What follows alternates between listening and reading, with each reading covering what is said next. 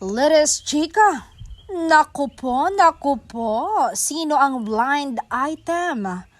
Na ito, ex-showbiz couple spotted na patagong nagkikita sa mamahaling hotel dahil bawal pa i-announce ang kanilang pagbabalikan. Ala, sino ang mga ito?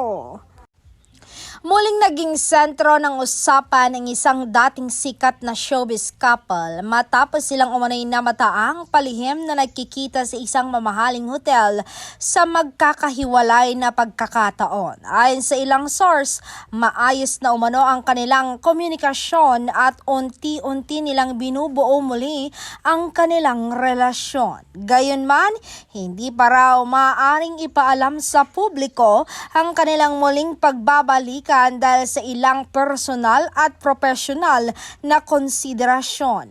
Habang hinihintay ang kanilang mga tagahanga ang anumang kumpirmasyon, nananatili silang tikom sa tunay na estado ng kanilang samahan.